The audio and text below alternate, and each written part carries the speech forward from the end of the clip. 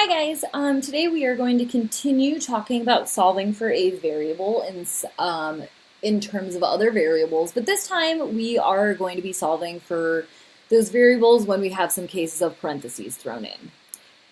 For this first problem, we are actually going to solve it two different ways because I want you guys to be comfortable with both options, and I also want you guys to choose the method that works best for you, okay?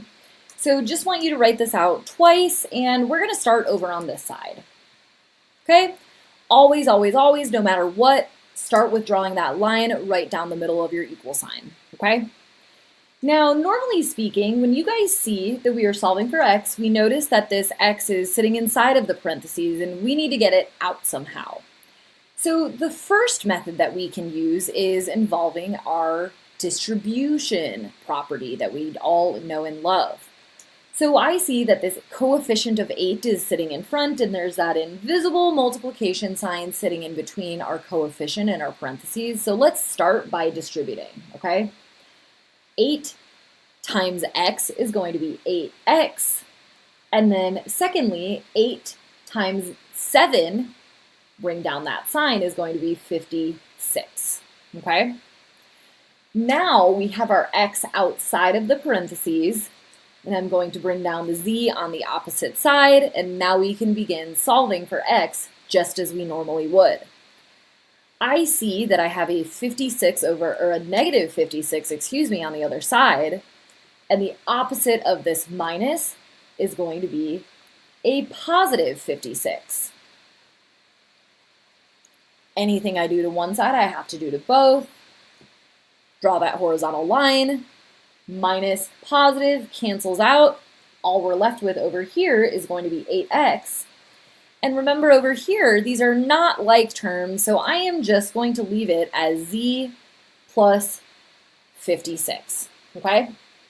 Now, next thing is that, again, we remember we have that invisible multiplication sign sitting in between our coefficient and our variable on the right-hand side. I need to use the opposite operation. And anything I do to one side, I have to do to both. When I am dividing by 8 over here, I am also dividing by 8 all the way on this left-hand side. Everything divided by 56, okay? So I am left with x is equal to z plus 56 over 8. Okay? So that is just one of the methods that you guys can choose to use to solve for this variable. Oopsies. Sorry about that. Let's go ahead and solve the second way. Okay, so we're going to end up with the same answer, but we're going to use two different methods. Now, just like we talked about with the distribution method, we know that this is a multiplication sitting in between our 8 and what's inside our parentheses.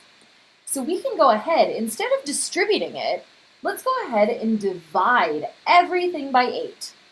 We're going to divide everything by 8 to begin with, okay?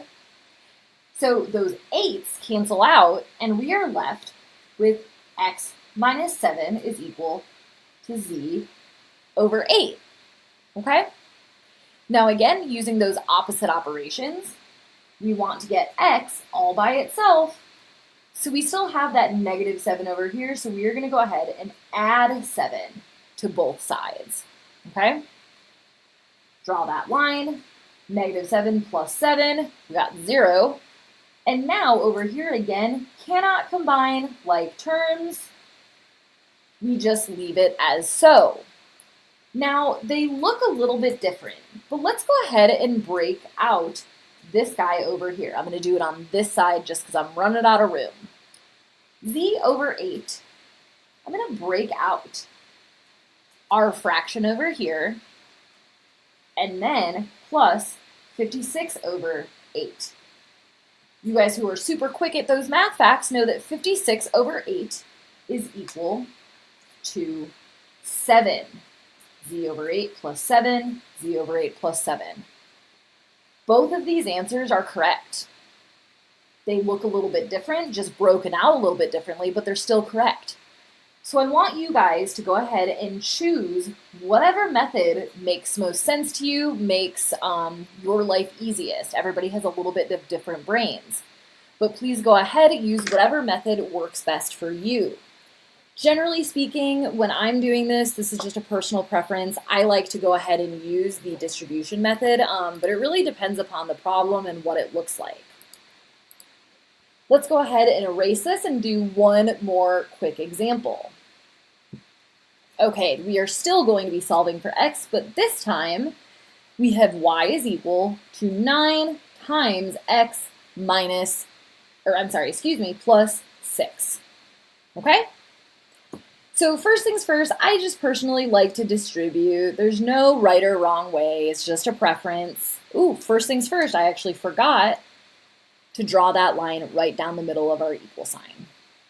Now we can go ahead and distribute. I'm going to bring down that y and multiply in 9 times x, which is 9x, plus 9 times 6, which is 54. Okay, first things first. Again, I know I'm solving for x, so I'm just going to write that down below. There's only one instance of x on this side. We're just going to bring it down. First, I'm going to subtract minus 54 on both sides. Draw that line. Oops, running out of room. Positive 54 minus 54 is 0, and I'm left with 9x is equal to y minus 54. Again, remember there is a multiplication in between our coefficient and our variable. We go ahead and divide on both sides, cancel out. Therefore, my variable x is equal to y minus 54 over 9. I'm going to box off that answer, and I hope you guys have a great evening. I will see you guys in the morning.